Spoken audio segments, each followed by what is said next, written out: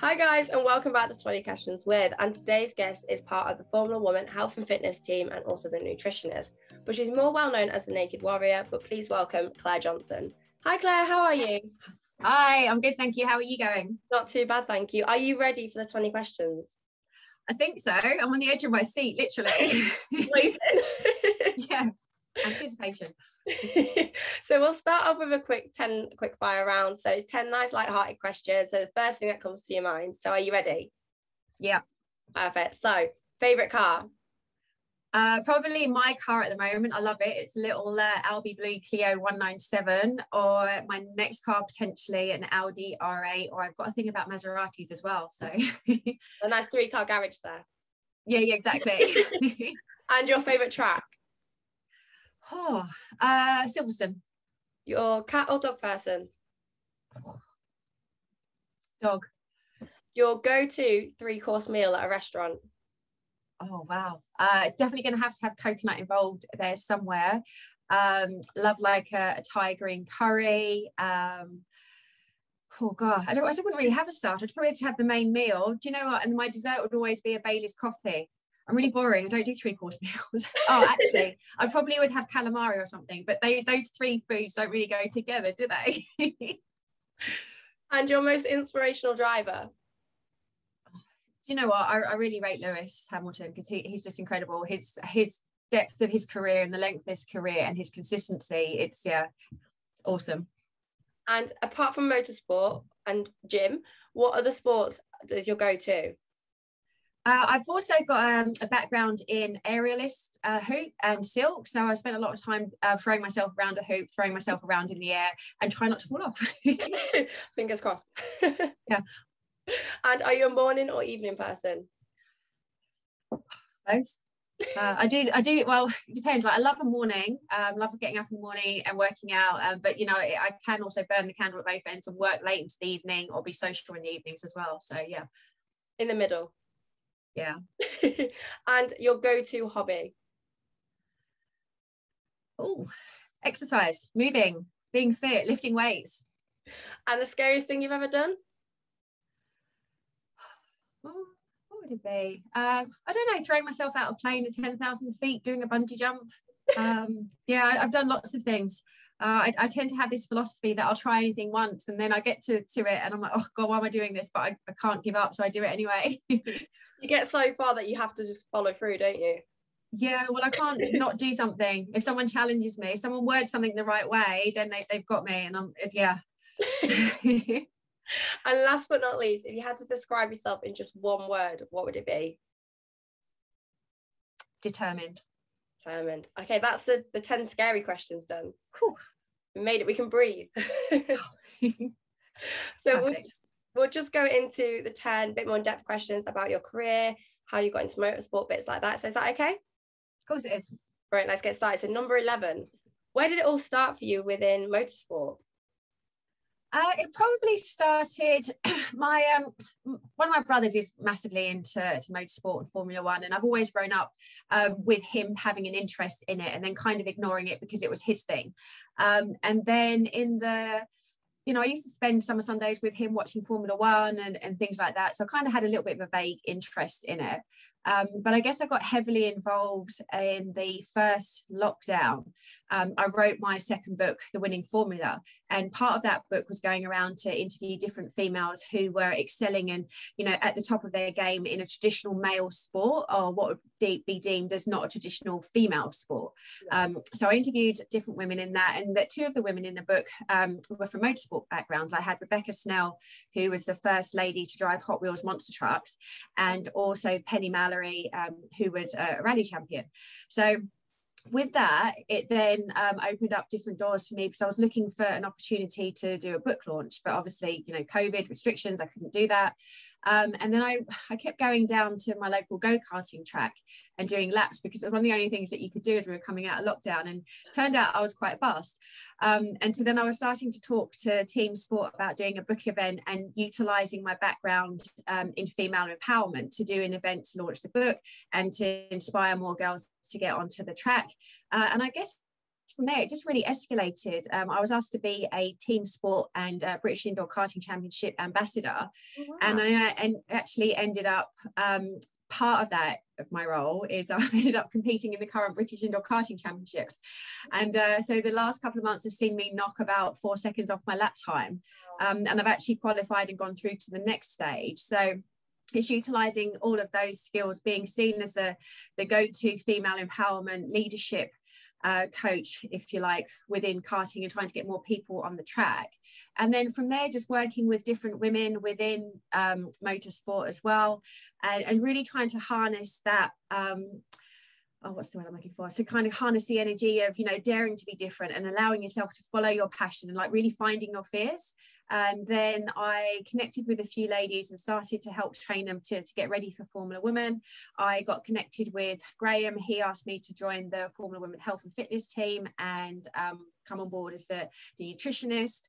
And then from there, I've created and worked with a few different women on my Race Fit program and helping women improve their performance, their endurance, their mindset for success all around motorsport and training. I've recently been asked to join a driving academy and be their nutrition and fitness trainer. And I've also partnered with the National Autograss Association as well to create a program specifically for their ladies. And I've done educational seminars for Girls on Track, part of Motorsport UK, and they've asked me to attend a couple of different events as part of that female empowerment, getting more girls on track. So it's all kind of come together from lockdown, really. It's amazing really how lockdown has allowed things to progress that might not have happened if it wasn't for that. I know a lot of people that sat around watching Netflix and, you know, all these box sets, and I was like, how are you not busy? Like I literally just went to work and utilized the time to create and drive and move forward, and it's been phenomenal. And it's really, really paid off. Yeah, and I'm excited, and you know, to be able to help more women get into something that I'm actually also doing and passionate about, it's so exciting, you know. And you know, I drive around the track and I'm experiencing different things that go through my mind that I know some of my clients are going to be experiencing as well, and just seeing the results that they're getting, it's just exciting. I'd say it also helps the fact that you're doing it yourself, you know what they're experiencing at the same time. Like you say, when you're on the track, you know what they'll be expecting, and it can help it all plan together a bit more efficiently, essentially. Yeah, definitely. Amazing. So over the course, obviously lockdown being one of them, what other barriers have you experienced and how have you overcome them? I guess it's the barriers of trying to let people know that what I do and that I'm here to help. And I guess it's more of the barriers in just the like the general society of, you know, the percentage of female drivers in motorsport is really low still. It's only about 5%. So that's the barrier that I'm working with rather than the barrier that I've had to overcome. So it's just trying to raise the profile to women that are coming through and letting them know what opportunities are available and that we can create pathways for girls to get into motorsport. So I guess that's the biggest challenge, and that's what's exciting, because it's, you know, it goes back to pushing against the social stigmas and overcoming challenges and barriers, which is something that I just love doing. It's more rewarding, isn't it? If it's been a harder journey, the prize is more rewarding, essentially. Yeah, it's, you know, it's creating change and being disruptive to the norm. So that leads on actually really nicely. So looking at change, how have you found over the past couple of years things have changed for women with your influence as well? The women that I've worked with over the last few years, they've stepped up in the terms of the type of training that they're doing. A lot more women are now more open to wanting to lift weights and train using weights rather than just being cardio bunnies. And, you know, the shift in what is allowed for a woman to do in terms of training, like that's massive, and that's exciting. So I'm a massive advocate for women in weight training. Obviously with my background in competing and being a figure competitor up on stage, you know, that's where women get their best results from, and they get the body that they want. But I guess the change that I've seen is how this helps them to be more confident, increase their self-belief, and then have a bit more of a get up and go to then go and try to do things differently, and, you know, and have that ripple effect into other areas of their life. That's amazing. And like you say, weight training now is so much more accepted for women. it's not as scary to step into that weight section as it would have been a couple of years ago when everyone used to stare at you. But now it's just becoming more of a norm. And again, it's breaking down those social barriers. Yeah, definitely. I love it. It's fantastic. Girl power. So I'm all about. So moving on slightly, obviously you're the nutritionist for Formula Woman. How have you found your journey with this so far? Do you know what? It's been incredible. I've met so many amazing ladies, just all from different backgrounds, all with different experience, but all with this common passion that they've got an interest in motorsport, they've got an interest in racing, and they love cars. And it's incredible. You know, we've done the first round of assessments, which was at Anglesey, and just seeing the energy and the enthusiasm and all the competitors that were coming through, and also the nerves as well, and just being able to help manage that for them. It's just incredible. You know, I've met a lot of amazing women, and also the rest of the Formula Women team as well. It's been really good to connect and just build that community, and that's one of the things that I really like about Formula Women, is the support that everyone gives each other and this community spirit. It's almost so easy to forget about the end prize as such, because the whole journey along it has been so incredible. And like you say, there's so many amazing women from all different backgrounds, and because we all have that same interest, everyone just gets on like a house on fire. It's fantastic. Yeah, you can see the bonds that some of the ladies are creating, and you know that there's going to be friendships there that last the test of time. So it's awesome, really good to see. It's brilliant. So going back to karting, obviously you've been doing it since lockdown. How has it been going, and how do you think it also differs from maybe driving a car?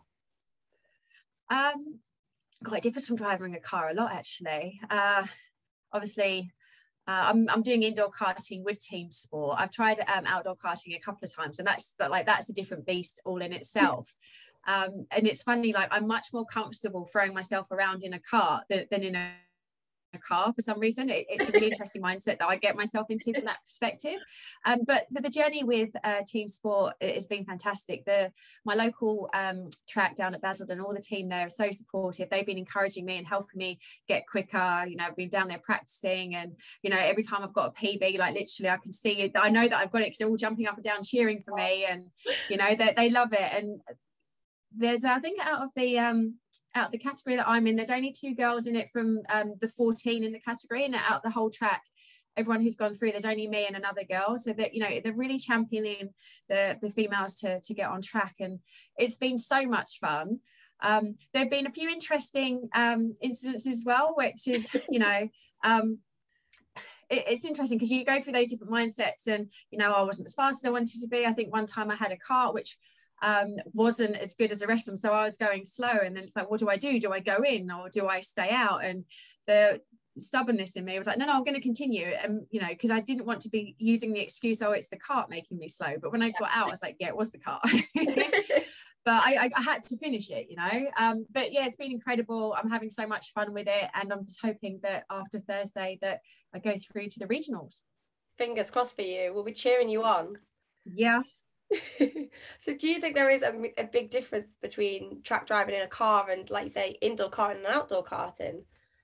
Yeah, absolutely. And even between the different style of cars that you're racing out on track, if it's single seater or GT, you know, the cars feel different, the positioning, the power, the torque you're going to get, it's all different. So it's whilst the actual racing and the technical side of it, you know, with your racing lines and apexes, like that's transferable, you still need to get yourself comfortable and used to, you know, whatever car that you're driving as well.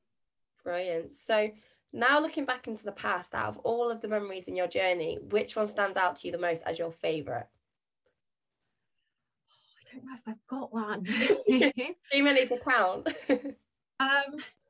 I guess from the karting perspective, it was when, you know, because there was a long time that I was trying to get below 40 and get a 39 on my lap time.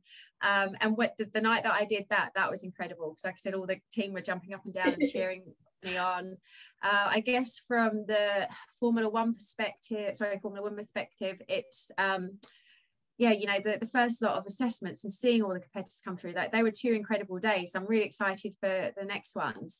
And just everything at the moment, all the projects that I'm working on and building, that, you know, they're all exciting, because I know what's impact that's going to have, to be able to help empower more women to get out on track. So I just, you know, I want to watch this space for 12 months time and see where we're at then. So that moves on really nicely, because we've looked to the past and going into the future. What are your current aspirations, and where do you want to be 12 months time, 5 years time? 12 months time, definitely leading the way as the go-to female trainer for women within motorsport, focusing on nutrition and training. Like I said, I'm working with a driving academy, the Autograss Association Formula Women, so really helping to champion the way forward then. And I guess the ultimate would be, you know, to be the coach and a trainer for a Formula One driver or a lady in the W Series, and just go with them throughout a whole season and be there with them, supporting them all every step of the way. I can see it happening. Good. Manifest that.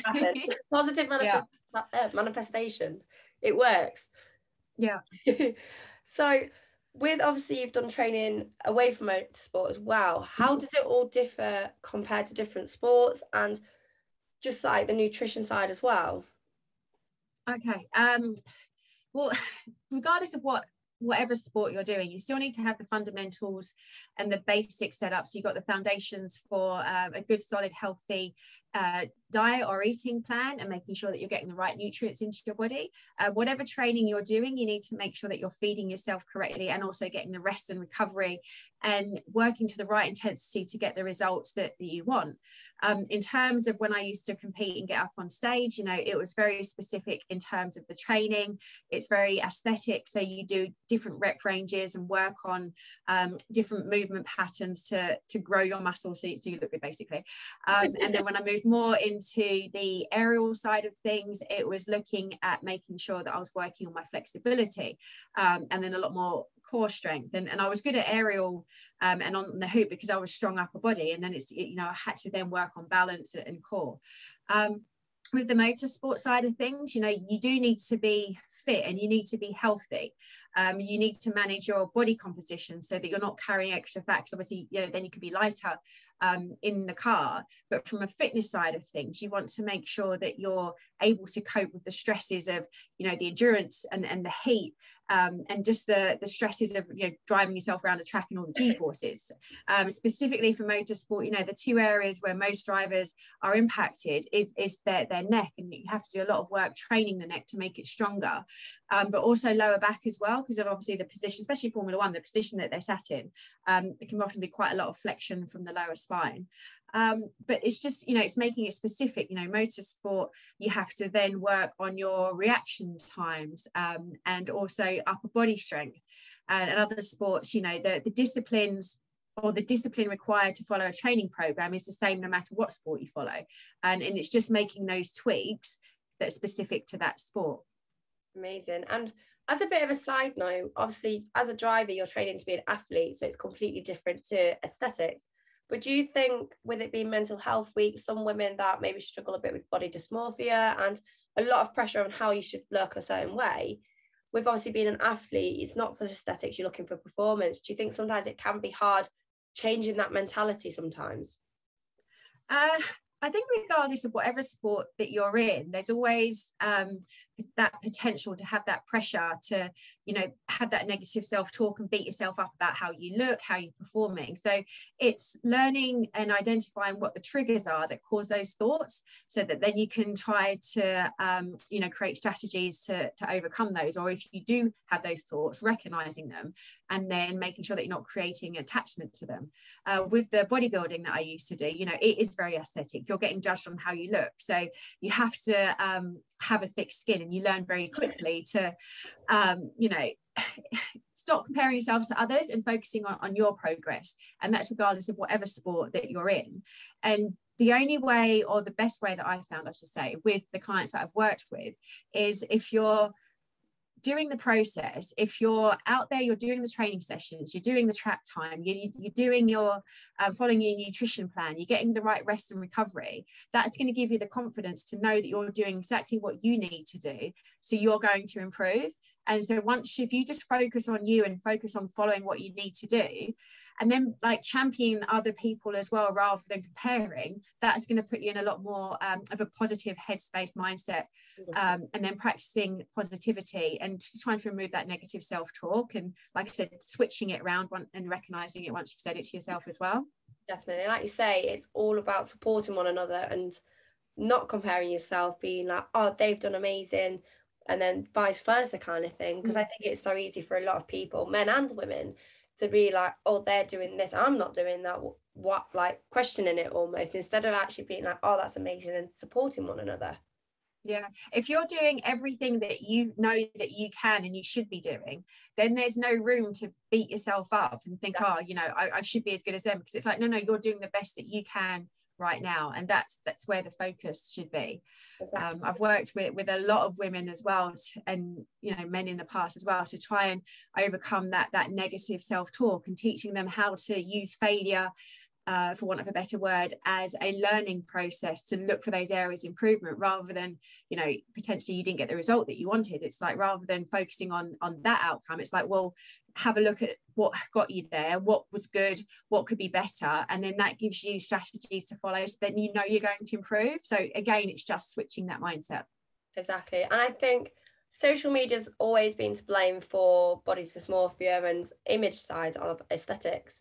There's a big change towards being realistic with how you look, and rather than Photoshop and everything, a lot of people are being a lot more honest and open and showing everybody's different. You could have two people train exactly the same, eat exactly the same, and they will still look different. And it's getting people to understand that, and getting out of the concept that social media and media has brought up that you're meant to look this certain way. Exactly. And it's important to recognize as well that, you know, throughout your lifetime, your body will change. You know, you're not going to look the same way in your 20s as you will in your 30s and your 40s. And if your training's changing, if your focus changing, then your body shape's going to change and your dietary requirements are going to change. So, you know, it's always accepting that evolution, if you like. Yeah, definitely. So looking at training, and we'll go motorsport specific for this. Okay. What are the 3 key skills and attributes as such that are needed to make it in motorsport from the training and nutrition perspective? From the training and nutrition perspective, I had to have a touch on training first. And, you know, like I said, in the pre-season, you know, you need to be focusing on strengthening your neck muscles, doing specific exercises to make sure that you can withstand the impact of the G forces, and also, you know, carry the weight of your helmet. You know, it's also a lot of upper body strength. If you think about, you know, you're going to be holding in that position a lot, so making sure that you're strong through the upper body so you're not fatigued, and then working on your core and your posture. So, you know, your trunk area is strong, so it's going to minimize the stress on your lower back.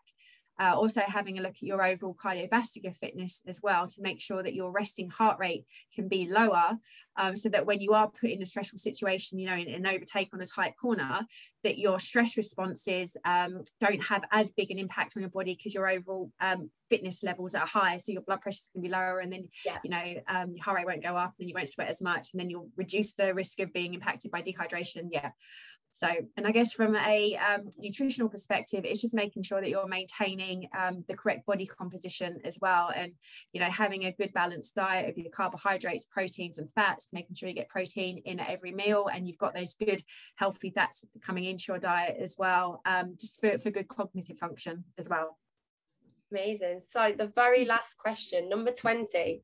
Ooh. For all the women out there and men looking at getting into motorsport, for the training and nutrition and maybe even karting, what is your best advice for them? Just go do it. Whatever it is that you want to do, go find someone who's already doing it, find out how they did it, and then just go and do it. And, you know, don't be afraid. You know, if you want something, you've got to go all in and just grab it and follow your passion. You know, you only got one shot, so why not do it how you want it to be done? Exactly. No regrets. Exactly. Well, that's it. That's all 20. We made it. Thank you. Not too cool. scary, I hope. No, it was great. Thank you. Well, that's amazing. Thank you ever so much for being my guest today. And hopefully it's given some people some insight into the training and nutrition side from grassroots all the way up to Formula One and giving them an idea and direction of where to go. So thank you. Cool, no problem. It's been really good to share my story and share my little expertise and wisdom with everyone. So hopefully that's inspired you. And, you know, if anyone's got any questions anytime, they can always feel free to reach out. Just come find the Naked Warrior and you'll find me. I'll pop all your links below as well in the description. So if you want to try and find Claire, they'll just be in the description down below. But that's it for another week. You guys know the drill. To make my journey your journey, like, follow, subscribe, and I'll see you next time. Bye.